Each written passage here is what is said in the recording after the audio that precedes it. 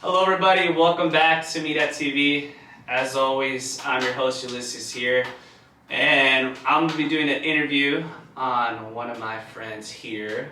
I'll let her introduce herself and go ahead, introduce yourself to the people. Hi, my name is Maleia, and yeah, that's about it. And I'm a music artist. That's simple. Alright, she's a music artist. Tell me a little bit about what you do. What you're currently doing, what you want to do, where you're from, and where you grew up. Yeah, so I'm from the Bay Area. I moved a lot, growing up. So I moved like up and down the peninsula mainly. So I just moved here from the Bay. And yeah, SoCal's like a whole nother vibe here. But yeah, so I have a lot more different interests besides music. Like, I want to be good, and not just one thing, Some people are just good at one thing, but I want to be good at a lot of things. So I'm also a student. I ride motorcycles. I like working out. I love my dog. I also invest in the stock market and crypto too. So yeah, those are just some things that I like. Okay. What are you currently studying? I'm studying psychology. I've always wanted to be like a therapist. I feel like growing up, I've been through a lot of stuff, and I feel like I can relate to people on a lot of stuff in different ways.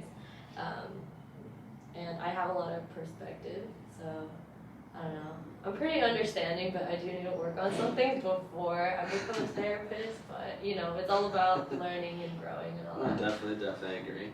Yeah. I think we grow as we get older, so yeah. I think that's one thing. Kind of going back to your music, what got you first into music? What got me first into music? Well, I've been singing my entire life. So ever since I could talk, I was able to sing. So I think my family really recognized that I like to sing, and they used to record me. And obviously the first songs I kind of learned how to sing were Disney songs, just because that's what you watch when you're first, getting to know music, I guess. And then growing up, I started performing for my grandma. So my grandma was like, wow, this little girl can sing. I was like 4 or 5 years old, and she decided, let's see if she can learn a Tagalog song, because I'm Filipino. So my grandma played 2 Tagalog songs to me, and my parents would play in the car sometimes, and I was able to pick it up, because when you're younger, you're kind of like a sponge. You just learn shit very quickly, as opposed to when you're older, right? So I learned 2 Tagalog songs, and I remember I couldn't even, obviously I don't even know Tagalog. I'm from here, I was born here, so I don't know it, I don't understand it. I can't read yet when I was 4 or 5 years old or whatever. And I remember my grandma would correct me and be like, you're saying this word wrong. I'm like, I don't fucking know. I don't know, I'm just singing. So I kind of went from there, and then as I got more older in middle school and high school, I was in choir. So I kind of put myself in choir. Yeah, of course.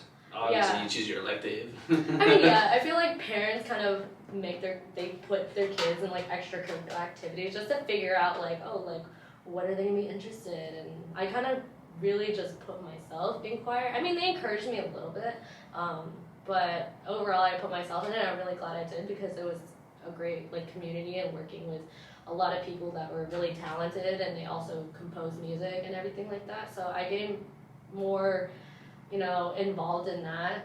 And yeah, I did musicals, and I auditioned to be in an a cappella group. So that was different too, because instead of singing to an instrumental, you're able to just make music just based on your voice and everything. So yeah, I did a lot of singing in high school. I would sing before school, during school, and after school, rehearsing and everything like that.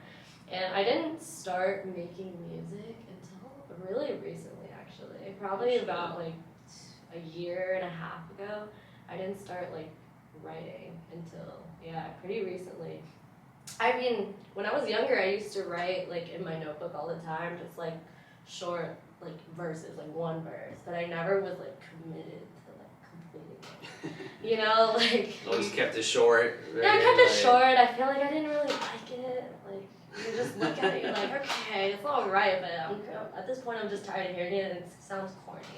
Like, to me, like, growing up, I just felt like, okay, whatever I wrote was corny, I'm not gonna finish it. But I think, like, for me to really start committing to, like, writing and recording is just, well, one, having confidence, and, like, two, is really just having your haters, too. Your haters be your motivators. Your haters are your motivators, absolutely. Like, when people say you can't do it, you just want to be able to, like, prove them wrong and be like, yeah. And at the same time, like, I was going through, like, a really bad portion of my life about, like, a year and a half ago, and, like, I kind of, you know, hit rock bottom, and I had to take, you know, a step back and look at my life as a whole. And I think everyone should do that. Everyone should, at one point, take a step back, look at your life, and say, like, hey, like, what legacy do I want to leave when I die, you know? And what do I want to do before I die? And one of those things, like, obviously it's like a bucket list, pretty much, everything you want to do. So one of those things was I want to be able to finally record, like, at least a whole album, do a music video, and people always talk about, like, oh, I want to do those things, but they don't actually do it. They just kind of, like, wait around, so just do it. Do whatever you dream of doing before you die, you know, so. Well, obviously you've been doing it for so long that what inspired you to keep going? Like, obviously you've been doing this since you were really little, and I feel like sometimes people at one point just want to give up and be like, I don't want to do this, but what kept you going? Like, what kept you striving? What actually kept you motivated to want to keep singing? Also listening to other artists on the radio too, because sometimes you'll look on YouTube or radio and you look at these songs and think, wow, this song sucks. Like, but yet it has like a million hits, and you're like, wow, like, not that I'm gonna make a million hits or anything, but I'm able to create something that I feel is better, because I think music is a great way to, you know, connect with people and, you know, relate to people on some level, and, you know, have a message out there for everybody.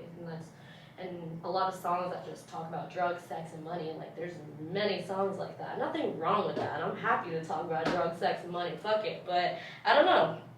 Like, yeah. So really, it was just hearing other music too that made me more inspired. And, like, I noticed, like, even a lot of great singers, they do a lot of covers. So when you do a lot of covers, like, okay, you're just singing someone else's song. And that's kind of what I was doing too. I would sing, you know, like, a lot of covers. Man, that's not fun. Anyway, but, like, yeah, I would sing, like, a lot of covers.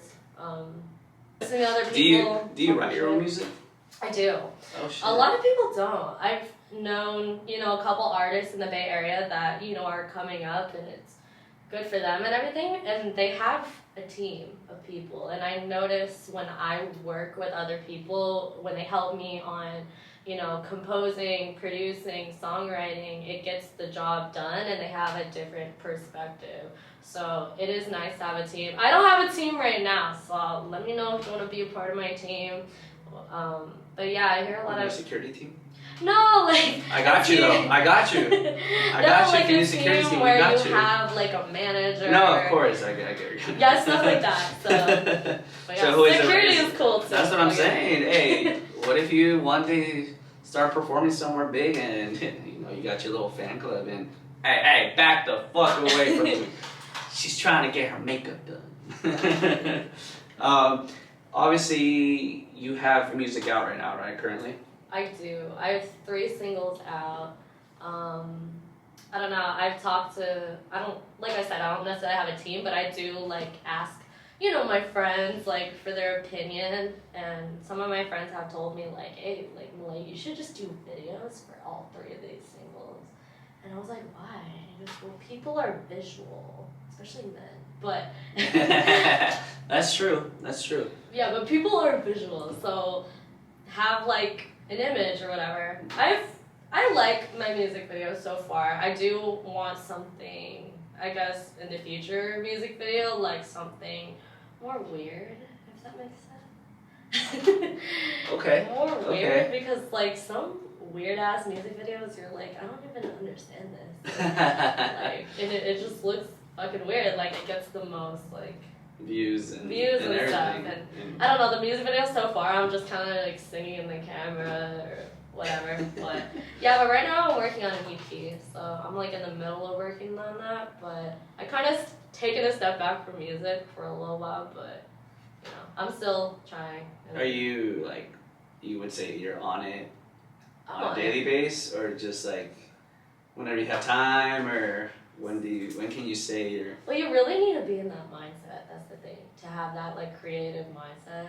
So I kind of had it today a little bit, but I'm gonna say like I need to be more consistent at it for sure. But I'm gonna say like twice a week I try at least, and if hey I don't come up with anything, fuck it, move on to something else.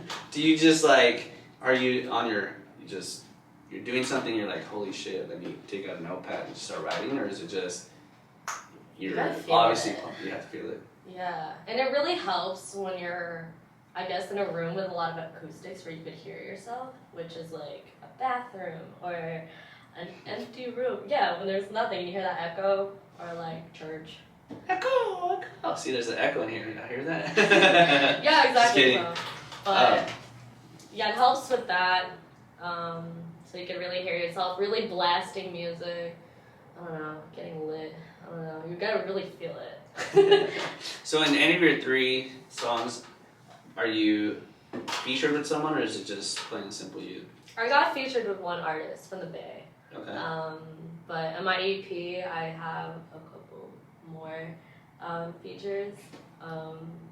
Yeah. So you're collabing with people, you're doing other stuff. Yeah. I would like to collab with more people, honestly. Like, just networking, meeting new people, and it's just fun. Okay. I guess. If you had the opportunity, who would you want or see yourself one day opening or performing with?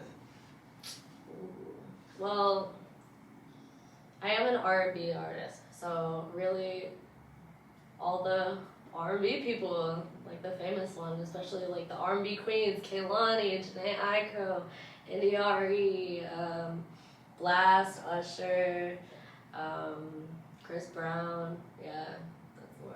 But really anybody, I would be honored to, you know, open for anybody that's famous, fuck it. But, yeah. Do you think when you being a female artist have brought a lot of impact in the industry, or do you think it's just a male dominant industry? Absolutely. I definitely think it's male dominated. I'm not saying this is like for all guys, but I've come encounter with some men and I see their playlists, or they play music at like a party or something, and it's mainly male artists. But then again, it's kind of contradicting, because when they hear that I write music, they're like, yeah, keep going, do it, you have a great voice. But then again, everyone on your playlist is men. So it's kind of like, okay, you say you support me, but you're not listening to like female artists like that. But it definitely is male dominated. I feel like females, we are kind of sexualized in the music industry, and they more look upon our looks, our reputation, stuff like that. And especially women of color, like me being, you know, a female person of color, it's kind of hard. Like, people in the past that have dominated the industry was mainly, you know, black people, white people that are really famous. And now, like, I do notice a lot of Latin artists, like, coming up, which is great. Having more representation and more cultures, like, blowing up, which is great. Yeah, even, like, half Filipinos, like, are coming up, too. Like, her, Saweetie, Vanessa Hudgens, but they're half, I'm full, you know? Yeah, and there's also half the look and image that you need to have, but whatever. Like, I'm doing it because I love it, and I feel like it all kind of starts off like that anyways, with a lot of artists. You're like, I'm just gonna do this because I love it, and then I'm gonna do this job on the side, and then they realize, like, oh shit, like, I'm blowing up. But yeah, we'll see what happens. Definitely staying true to what you love, not what people love, right? Yeah. Definitely. You talked about Latin, how it's, you know, you like the culture and the mix of everything happening. Would you ever consider crossing over to like a Latin music? Because I feel like I've said it before, I feel like Latin music is what's uprising right now. Absolutely. So I feel like, what if Bad Bunny said, hey, what's up, Maleia, you want to jump in? Well, I'm sure you listen to Bad Bunny, right? Well, I think Bad Bunny, isn't he like the #1 artist in the world right now? Currently, yes. And it's not even because everyone in the world speaks Spanish. It's the vibe. And a lot of music now is vibe related, not necessarily lyric related. It's all about it's beat. all about vibes. I'm all about beat and vibes. Yep. Exactly. That's true. So I feel like like Bad Bunny has his own like genre kind of. He like mixes genres, and I think that's like really cool. But I would like to do a Latin song. Fuck it. I've always growing up being in choir, I was exposed to singing a lot in mostly different languages. We had very few songs that were English, but oh shit. Yeah. So we had a lot of variety of languages and like trying to like perfect like the accent, like how they're saying certain things. But yeah, it would be good. Where have you currently performed? Or have you lately performed? When was the last time you performed?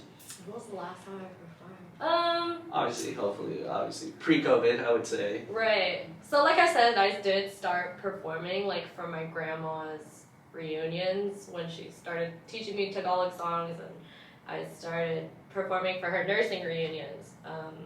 And she would host them, and she would bring a bunch of people and have a big fancy dinner, and I would sing as a kid. And then I performed for choir throughout those years of my life. Anything school. now? Like now? I mean, let's say like 2-3 years ago. Have you performed? I performed at like karaoke bars. Okay. Yeah. So I think karaoke bars and coffee shops and stuff like that are a good way to like get exposed and stuff. I did like audition for X Factor a long time ago though. How was that? It was okay. I mean, I feel like it's not as it seems. There's not just like one audition and you're automatically on TV. There's like 3 different auditions. Obviously, you can't put a show with a bunch of good singers, then it's just gonna be boring. You need to have those bad singers that have that persona and stuff like that to make the show interesting. And a lot of people that are good singers, they're already known like in their town. They already have a manager. They're already performed here and there and everywhere. So they kind of have like a name already like locally. So there's a lot more to it. Yeah. More than people actually expect. Exactly. It's crazy. Yeah, people think you're just gonna audition and get it, and there's a lot more to it. Right. Do you have plans to performing? Obviously, once everything opens up again, is there anything on your list or in the future for you to perform? I would like to, absolutely. I don't even know where. I don't even know what goes about getting those opportunities, but maybe when school opens and there's like, I don't know, like some talent show and I could get connected with, other performers, and that would be great. But yeah, that's kind of what I'm thinking for the most part, yeah. But yeah, performing live is definitely nerve-wracking, for sure. I know a lot of people don't really have experience in that, and some people do, but till this day, I still get kind of nervous. Not as much as I used to, but yeah, probably up until, I'm gonna say, like during high school, I kind of broke that getting nervous thing because it just makes your voice worse. Like on stage, like you hear it shaking and it's just bad. But I just try to just pretend I'm just like singing in my room or something, and then that helps. Definitely. The nerves. That's the worst. What has been like some good advice you've received from whether it be family, someone in the industry, or anything like that?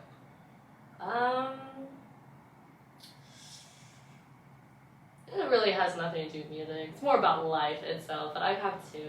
I'm gonna say the first one is don't have expectations of other people. At the end of the day, everyone is gonna do whatever the fuck they want. I don't know. It's just better like that.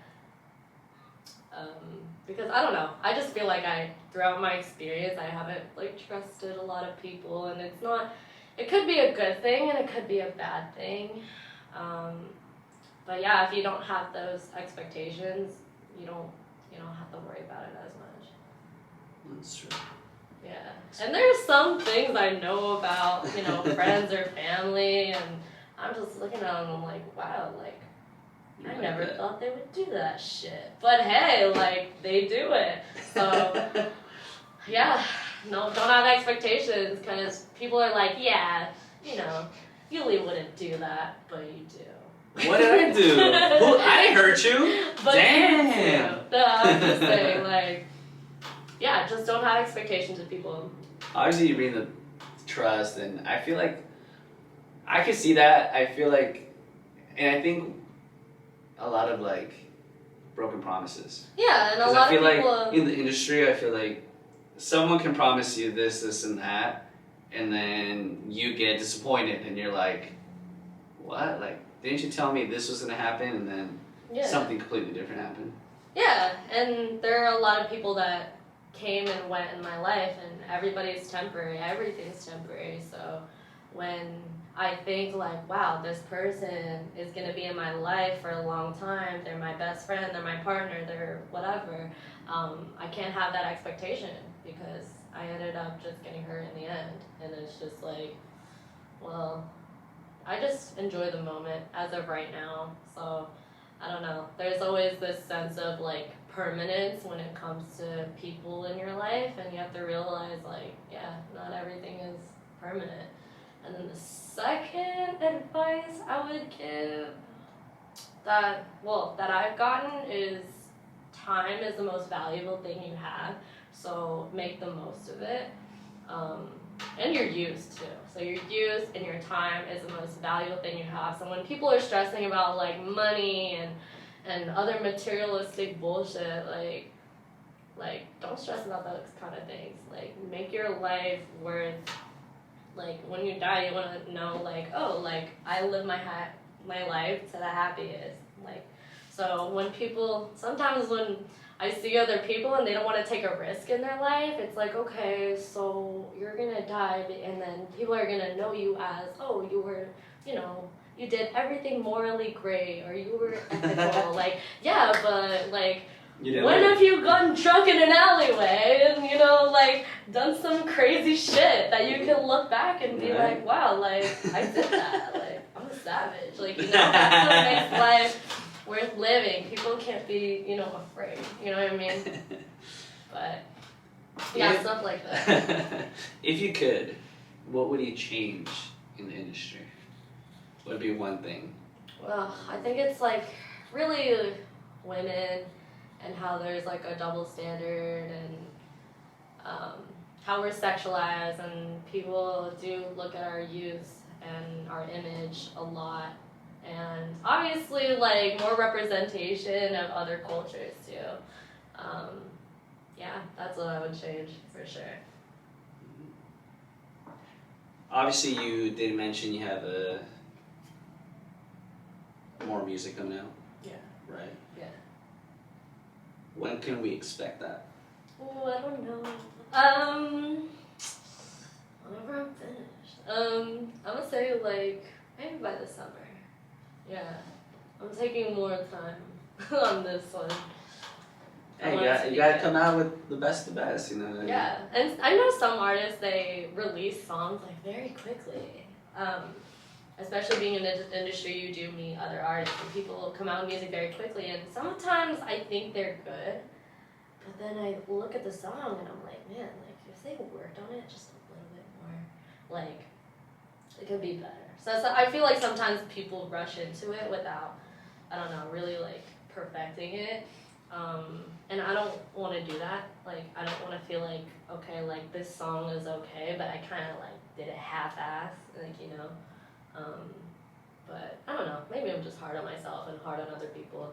But yeah. But Where can we listen to your music?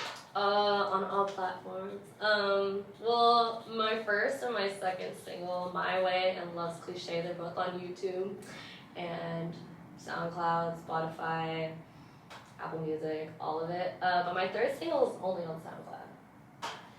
Yeah. Check it out. We'll drop the link on the description. Yeah. So we'll take care of that. Yeah. Let me know. I love the haters. You can hate on me. I don't care. We're almost gonna wrap up, but every interview towards the end, I always just like to ask some random questions. All right. So, one question is, what do you like to do on your free time, or just to just get yourself out of stress or anything like that? What is your thing you like to do? Well, I used to ride my motorcycle a lot before I sold it, and that would, you know, it just feels so good, like being on a bike and just being free. But since I sold that, what do I do in my free time? I'm trying to spend more time with my dog. I don't know, like I love dogs, and I don't know, like I feel like I need to spend more time with them, because dogs are only here for what, like 15 years at most. Oh. So yeah, and I love him, and I want to spend more time with him. I also work out a lot, so I used to work out like more, like 4, 5, 6 days a week, but since COVID and everything, I've tried to cut it. I've been working out maybe like twice a week now, but I still love it, and I still want to work out a lot. And yeah, besides school, what else do I do? I've been trying to cook more. I've been trying. You know, a lot of people in this generation don't know how to cook. I can cook. All bitches do nowadays is fucking DoorDash, Postmates, go to Grubhub. True. Yeah, shit like that. I don't know. Maybe it's like the whole capitalist system. We're all like trying to get money, but we don't have time to like cook and everything. But oh my god, I don't like cooking either. Like, I'm trying to cook more, but I hate it because like I have so much food in my fridge right now, and I'm probably still gonna go out to eat. Exactly. No, it's more the cleanup afterwards. So you prep it for what, half an hour? Yeah, cook and prep for like half an hour to an hour. You gotta eat, which is another like 20 minutes. Then you gotta clean. That you just wasted like 3 hours, and by the time you're done, you're already hungry. You're already tired. So yeah, that, and also stocks too. I've been investing more of my money in like stocks and crypto and stuff like that. So I've been like trying to gain knowledge on that. I've been investing since I was like 19. This is before like, I don't know, I know recently a lot of people started investing, especially younger people.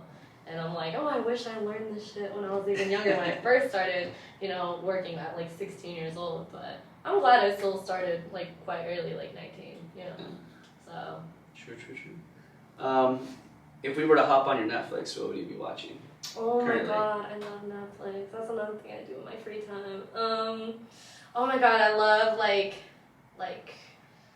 horror shit. Not like horror shit, but like like crime stuff. Oh, crime stuff. Like murder shit, like mystery shit. Like I love that. Like you figure it out. You're like, oh my god, that guy totally did it. Like stuff like that. Okay. Well, okay. What is your favorite food? I love all food. Oof. I don't know. I love all food. I just don't like Korean food. I'm weird. Really? I mean, it's not. Korean food's okay. It's just not the food that I would typically like. Just be like, yeah, I'm craving it. So, what is your favorite dish? Like your go-to? Oh, I like sushi. Okay. Sushi, Indian Everyone's food. into sushi. I love Indian food, but that shit gives me gas, but it's still smack. Still worth it. Obviously, Mexican food, Filipino food. Oh my god, all this is all bad for you. Like, She said everything. Literally, she said everything. She likes it all. Plain and simple. And Obviously, you're from the Bay Area. Yes. OC or Bay Area? Oh my gosh. You can't ask me this question right now because there are like saying. pros and cons to both. I'm gonna say, okay, let's do a pros and cons list. No, you just gotta say OC or Bay Area. No pros and cons. No, I can't. Plain and simple. That's it. Ugh. No. North Cal, SoCal. I can't do this. North Cal, SoCal. Oh. Choose wisely. Okay, the weather is better here. SoCal it is. The weather. And I think the people are. I like the people there. Like the vibe of them more. Well, I don't know. Like I feel like I haven't met enough people here yet, but they do give me that more like the frat vibe. And the Bay is like, hey, let's get hyphy. You know, like let's go stupid. Let's get hyphy. Okay. So the club scenes are very different. I feel. I've never clubbed up in Yeah. North Cal, so We get I can't say anything. We getting down. Okay. Like, but. Show us some SoCal shit or But some I North like Cal shit here, SoCal. Because the views are also better in the Bay, I think. Okay. Because it's Yeah, more. I I feel can like get it's you more that. elevated. Yeah. I can see where you're coming with that. But I feel like SoCal, there's more stuff. Like, there's more stuff to do. Oh, of there's course. way more food. Definitely. There's food everywhere. Like, I love it. Yeah, I love that all is the true. food. I don't know. I noticed in the Bay, I always had that trouble. Like, oh, like there's not a lot of food here. What should I eat? Yeah, where should I eat? Like, it's cheaper here too. Yeah. And things are more spread out here. Yeah, and the Bay is more like secluded, I think. For sure. Anything else you want to say before we close up here? No. No? Like I said, guys, check out her shit. I'm going to drop it down on the description. This won't be the last time you guys will actually be seeing her. I actually have a spin-off series. If you guys haven't checked that out, it's called Mira TV with... What? Wow. B's and G's? With B's and G's. Yeah, B's and G's. So she's actually going to be filming a few episodes with us. So check those out. And we hope you enjoyed that as much as you guys enjoy these interviews that I've been doing. So like I always say, just comment, like, subscribe, and do all that BS. And we'll see you guys soon.